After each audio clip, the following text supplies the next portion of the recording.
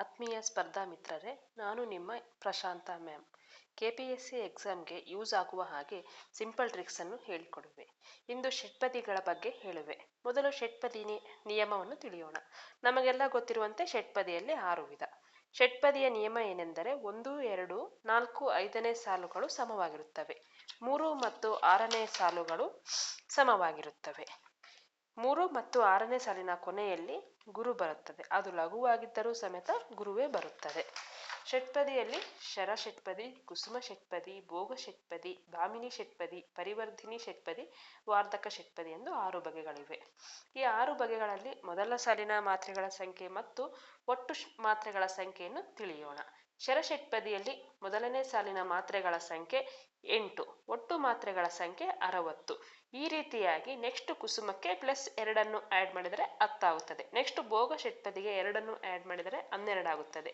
Next Bhamini ಷಟ್ಪದಿಗೆ 2 add ಮಾಡಿದರೆ 14 ಆಗುತ್ತದೆ. Next ಪರಿವರ್ಧಿನಿ ಷಟ್ಪದಿಗೆ 2 add ಮಾಡಿದರೆ 16 ಆಗುತ್ತದೆ. ವಾರ್ಧಕ ಷಟ್ಪದಿಯಲ್ಲಿ ಬಂದಾಗ ನಾವು ಅದನ್ನು ಸ್ವಲ್ಪ ಹೆಚ್ಚಿಗೆ ಮಾಡ್ಕೊಳ್ಬೇಕು. ಇಲ್ಲಿ +4 ಆ್ಯಡ್ ಮಾಡಿದರೆ 20 ಆಗುತ್ತದೆ. ಅದೇ ರೀತಿಯಲ್ಲಿ ನಮಗೆ FDA SDA ಎಕ್ಸಾಮಲ್ಲಿ ಶರ ಷಟ್ಪದಿಯ ಒಟ್ಟು ಮಾತ್ರೆಗಳ ಸಂಖ್ಯೆ ಎಷ್ಟು, ಕುಸುಮ ಷಟ್ಪದಿಯ ಒಟ್ಟು ಮಾತ್ರೆಗಳ ಸಂಖ್ಯೆ ಎಷ್ಟು, ಮೊನ್ನೆ TET ಎಕ್ಸಾಮಲ್ಲೂ ಭಾಮಿನಿ ಷಟ್ಪದಿಯ ಒಟ್ಟು ಮಾತ್ರೆಗಳ ಸಂಖ್ಯೆ ಎಷ್ಟು ಅಂತ ಕೇಳಿದ್ರು. ಅದೇ ರೀತಿಯಾಗಿ ಈಗ ನಾವು ಒಟ್ಟು ಮಾತ್ರೆಗಳ ಸಂಖ್ಯೆಯನ್ನು ಸಿಂಪಲ್ ಆಗಿ ನೆನಪಿಟ್ಟುಕೊಳ್ಳುವ ವಿಧಾನವನ್ನು ನೋಡೋಣ.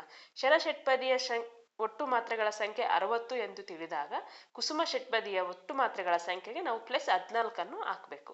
ಆ 14 ಹಾಕಿದಾಗ ಷಟ್ಪದಿಯ ಸಂಖ್ಯೆ 74 ಆಗುತ್ತದೆ. ಅದೇ ರೀತಿ ಭೋಗ ಷಟ್ಪದಿಗೆ +14 ಹಾಕಿದಾಗ ಒಟ್ಟು ಮಾತ್ರೆಯ ಸಂಖ್ಯೆ 88 ಆಗುತ್ತದೆ. ಭಾಮಿನಿ ಷಟ್ಪದಿಗೆ +14 ಹಾಕಿದಾಗ ಒಟ್ಟು ಮಾತ್ರೆಗಳ ಸಂಖ್ಯೆ 102 ಆಗುತ್ತದೆ. ಪರಿವರ್ಧಿನಿ ಮಾತ್ರೆಗಳ ಒಟ್ಟು ಮಾತ್ರೆಗಳ ಸಂಖ್ಯೆ +14 ಹಾಕಿದಾಗ 116 ಆಗುತ್ತದೆ.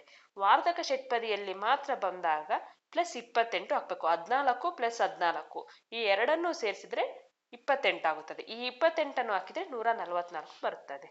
ಓಕೆ ಫ್ರೆಂಡ್ಸ್, ಈ ವಿಡಿಯೋ ಇಷ್ಟವಾಗಿದ್ದರೆ ಲೈಕ್ ಮಾಡಿ, ಶೇರ್ ಮಾಡಿ, ಸಬ್ಸ್ಕ್ರೈಬ್ ಮಾಡಿ. ಧನ್ಯವಾದಗಳು.